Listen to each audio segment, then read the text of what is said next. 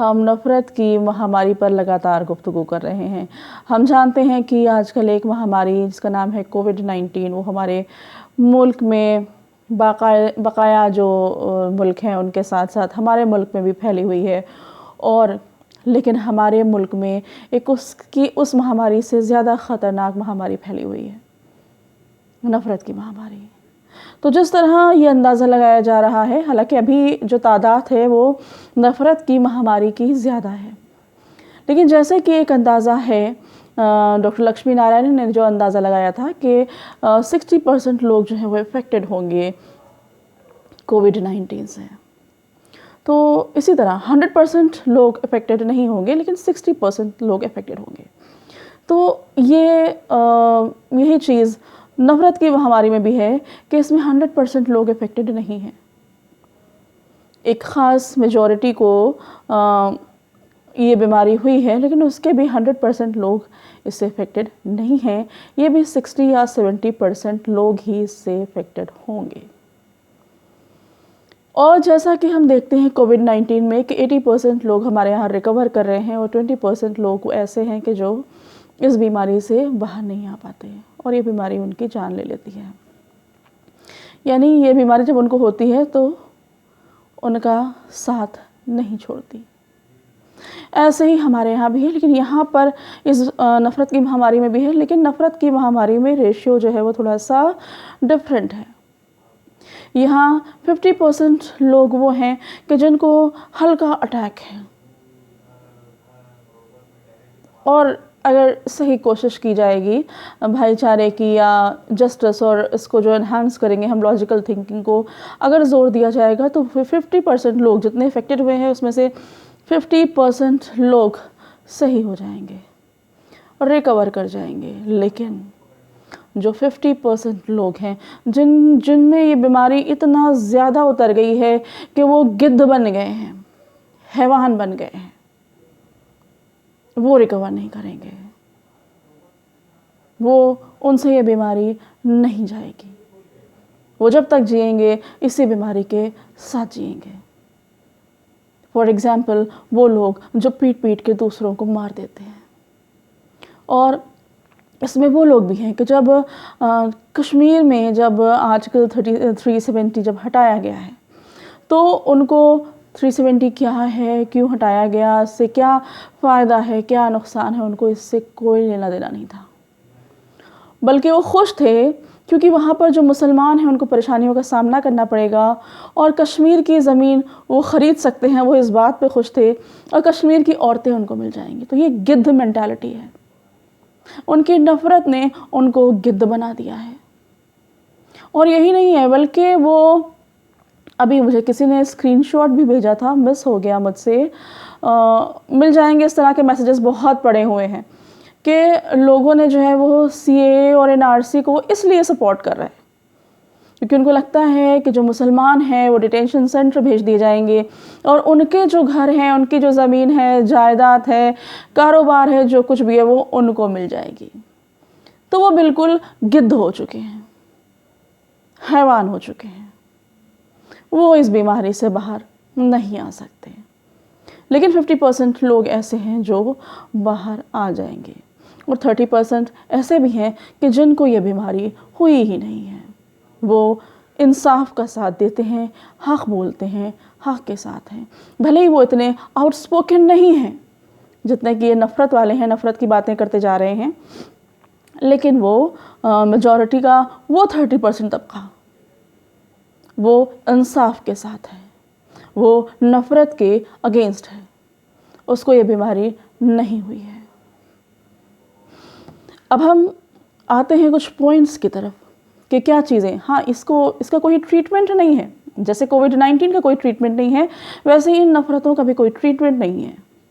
جیسے کووڈ-19 کا جو ہے وہ اگر ویکسین آ جائے گی، کہتے ہیں نا کہ ویکسین آئے گی تب جا کے اس سے نجات ملے گی، تو یہاں پر جو ویکسین ہے وہ یہاں کی پولیٹیکل آئیڈیالوجی کا چینج ہونا ہے۔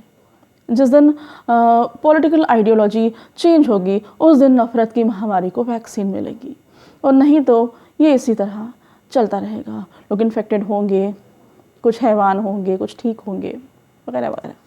تو ہم آتے ہیں کچھ پوائنٹس کی طرف کہ جو ہمیں اس بیماری کو، جیسے کہ پریکاشنز ہم لوگ لے رہے ہیں کووڈ-19 کو روکنے کے لیے، ایسے ہی اس بیماری کے لیے بھی اسے کیسے کنٹرول کیا جائے، اس کے لیے کچھ چیزیں ہمیں دھیان میں رکھنی ہیں.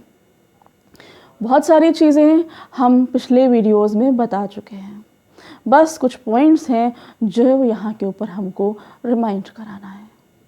تو پہلا پوائنٹ یہ ہے کہ جو ہم نے بتایا تھا کہ جھوٹ، انجسٹس، انٹالرنس، یہ چیزیں ہم کو نہ اب مسلمانوں کو نہ اپنے فرقے میں، مطلب مسلمانوں کو جو ڈیفرنٹ سیکٹ ہیں اس میں نہ آپس میں ایک دوسرے کے ساتھ کرنی ہے اور نہ ہی کسی غیر مسلمان کے ساتھ کرنی ہے.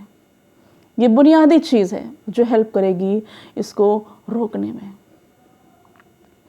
اور دوسری چیز جو ہے وہ لاجیکل تھنکنگ اور سینس آف جسٹس کو بڑھاوا دینا ہے، کیونکہ جو نفرت کی جتنی بھی باتیں کہی جاتی ہیں وہ سب اللاجیکل ہوتی ہیں، کوئی لاجیکل گراؤنڈ اس کی نہیں ہوتی، اور کیونکہ وہ سینس آف جسٹس کے اگینسٹ ہوتی ہیں، اس بارے ہم کو ایٹماسفیئر میں سینس آف جسٹس کو بڑھاوا دینا ہے، لاجیکل تھنکنگ کو بڑھاوا دینا ہے. آتے ہیں تیسری بات کی طرف. جو میڈیا ہے وہ میڈیا آدم خور ہو چکا ہے. ہم پچھلی ویڈیوز میں بیچ میں بتا چکے ہیں کہ جو میڈیا ہے یہ آدم خور ہے. جتنے بھی یہ رپورٹرز ہیں یہ سب آدم خور ہو چکے ہیں.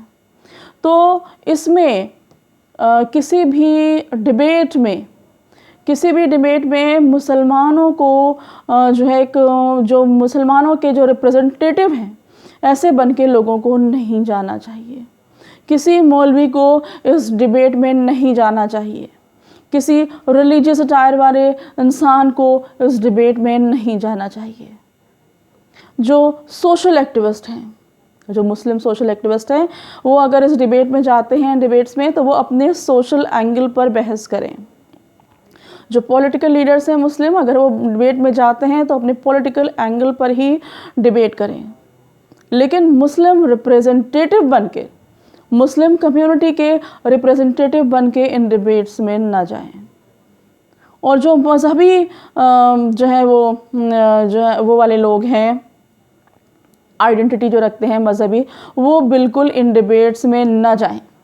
اگر وہ ان ڈیبیٹس میں جاتے ہیں تو وہ اپنا نقصان کرتے ہیں، اپنی قوم کا نقصان کرتے ہیں. تو ان کو ان ڈیبیٹس میں نہیں جانا ہے. جو سماج کے ذمہ دار لوگ ہیں وہ اپنی اپنی کمیونٹی سے، اپنے اپنے سیکٹ سے ایسے لوگوں کو جانے سے روکیں.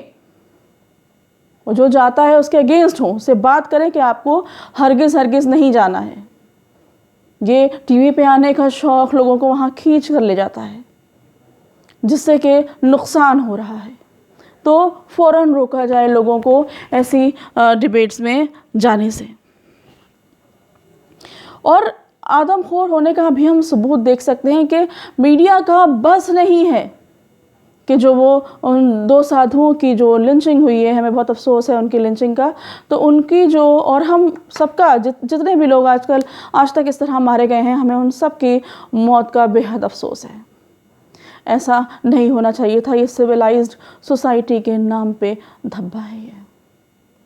تو ایسا نہیں ہونا چاہیے تھا. اور جو بھی ہمارا گیا ہے آج تک، ہمیں ہر جان کے جانے کا افسوس ہے. ہم ہر قاتل کے اگینسٹ ہیں. قانون ہاتھ میں لے کر سڑک پر فیصلہ کرنے کا حق کسی کو نہیں ہے. تو میڈیا کے آدم خوری کا جو یہ عالم آپ دیکھ سکتے ہیں کہ اس کا بس نہیں ہے کہ کس طرح اس میں ریلیجیس اینگل نکال دے، کمیونل اینگل نکال دے، کس طرح مسلمانوں کو شامل کر دے، ان کو جو ہے وہ قاتل بنا دے. تو میڈیا کے جو ارادے ہیں ہم سب جانتے ہیں. اس کے بعد بھی مجھے بے حد افسوس ہے کہ کچھ مولوی جو ہیں یہ ڈیبیٹس میں جاتے ہیں، شامل ہوتے ہیں. میں اس کی سخت مذمت کرتی ہوں. ان کو ایسا نہیں کرنا چاہیے. وہ جا کے صرف اور صرف کمیونٹی کا نقصان کرتے ہیں اور کچھ نہیں. اس کے آگے ہم بات کرتے ہیں کہ جو جینوسائیڈ کی ہمیں ڈاکٹر اسٹانٹن کی بتائی ہوئی جو جینوسائڈ کے سٹیجز ہیں ان کا ذکر ہم نے کیا تھا. تو جتنے بھی سوشل ایکٹیوسٹ ہیں، سوشل ورکر ہیں، ان سب کو دھیان رکھنا چاہیے کہ سماج میں، ہمارے جو ہندوستانی سماج میں اس طرح کی جو سٹیجز ہیں یا جو نشان ہیں وہ کہیں آنے نہیں چاہیے.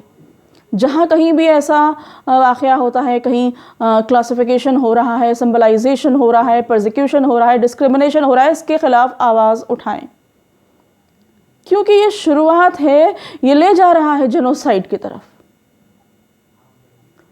اس کو روکنا ہوگا،